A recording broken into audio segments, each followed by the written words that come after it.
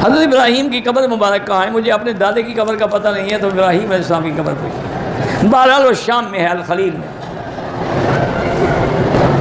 رفع یدین کے بارے میں دونوں حدیثیں ہیں، کرنے والی حدیث بھی موجود ہے، نہ کرنے والی بھی موجود ہے۔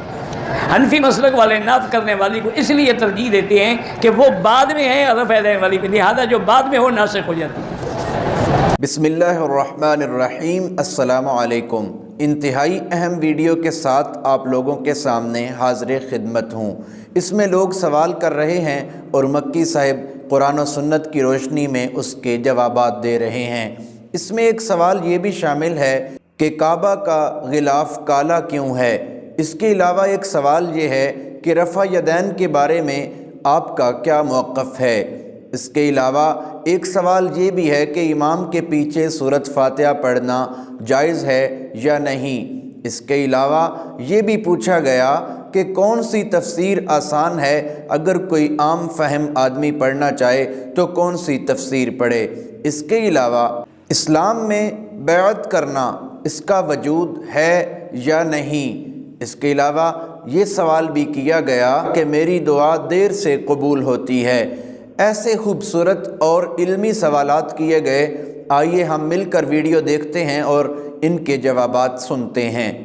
میری دعا کی قبولیت میں تاخیر ہوتی ہے، اس کی وجہ میرے بھائی ہمارے گناہ ہیں، اس کی وجہ جو ہے ہمارا رزق حلال نہیں ہوتا۔ بہرحال آپ مانگتے رہیں، وہ مالک ہیں، جب چاہیں گے دروازے کھول دیں گے۔ وہ تو جانوروں کی بھی سنتے ہیں، تو آخر ہماری بھی سن لیں گے۔ میں نے عمرے کا طواف کیا، صفا مروہ 7 چکر کیے، لیکن مروہ کی جگہ پر کینچی سے تھوڑے بال کاٹے، بعد میں نے احرام کھول دیا تو واقعی ایسا ہوا ہے، اگر آپ نے صرف ٹک لگائے ہیں تو دم پڑ گیا ہے۔ کہتے جی خانہ کعبہ کا غلاف کالا کیوں ہے؟ خانہ کعبہ کا غلاف کئی رنگ میں تھا، سفید بھی رہا، سرخ بھی رہا، سبز بھی رہا، مختلف رنگوں کا بھی رہا۔ آخر میں اللہ کو یہی رنگ پسند تھا کہ یہ ایک ایسا رنگ ہے جو ہر عیب کو چھپا لیتا ہے۔ حضرت ابراہیم کی قبر مبارک کہاں ہے؟ مجھے اپنے دادے کی قبر کا پتہ نہیں ہے، تو ابراہیم علیہ السلام کی قبر پہ بہرحال وہ شام میں ہے، الخلیل میں۔ رفع یدین کے بارے میں دونوں حدیثیں ہیں، کرنے والی حدیث بھی موجود ہے، نہ کرنے والی بھی موجود ہے۔ حنفی مسلک والے نہ کرنے والی کو اس لیے ترجیح دیتے ہیں کہ وہ بعد میں ہے رفع یدین والی پہ، لہذا جو بعد میں ہو ناسخ ہو جاتی ہے۔ معراج النبی کے بارے میں مشہور یہی ہے کہ رجب میں ہوئی۔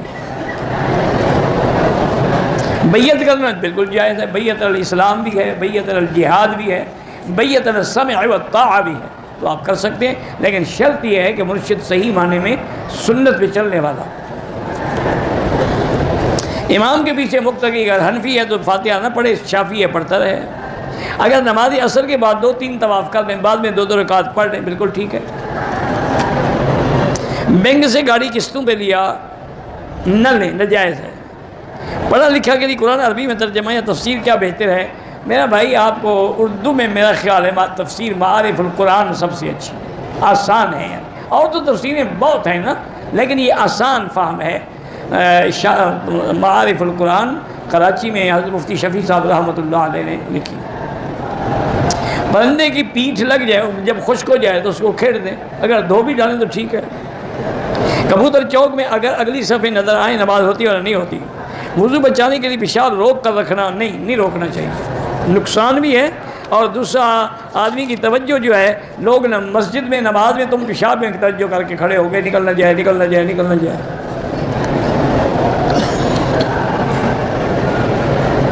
اگر ٹی وی پر گھر میں قرآن چلایا ہوا ہے لیکن باقی لوگ باتیں کرتے نہ چلائے، ان کو گناہ گار تو نہ کرے، قرآن سنو ورنہ بند کر دو۔ مسجد جیرانہ کو ان حنفی مسلک میں تو مسجد عائشہ سے عمرہ افضل ہے۔ امام شافعی کے نزدیک جیرانہ سے افضل ہے، کیونکہ وہاں سے حضور پاک نے خود عمرہ کیا۔ عورتوں کا نماز جنازہ، اگر عورت کا جنازہ حرم میں ہو سکتا ہے تو وہ جنازہ پڑھ بھی سکتی ہے، اگر جنازہ اس کا نہیں ہو سکتا تو پڑھ بھی نہیں سکتی۔ وہ مسئلہ یہ ہے کہ گھر سے جنازہ پڑھنے نہ آئے، موجود ہے تو کیوں نہ پڑھے۔ تو دوستو ویڈیو آپ نے دیکھی ہے، انتہائی علمی اور خوبصورت ویڈیو تھی، اور میں امید کرتا ہوں کہ آپ کو ہماری ویڈیو سے کچھ نہ کچھ فائدہ ضرور ہوا ہوگا۔ مکمل ویڈیو دیکھا کریں، سپورٹ کیا کریں۔ اگر آپ کو ویڈیو پسند آئی ہے ویڈیو کو لائک کریں، شیئر کریں اور ہمارے پیج کو فالو اور چینل کو سبسکرائب کریں۔ بہت شکریہ۔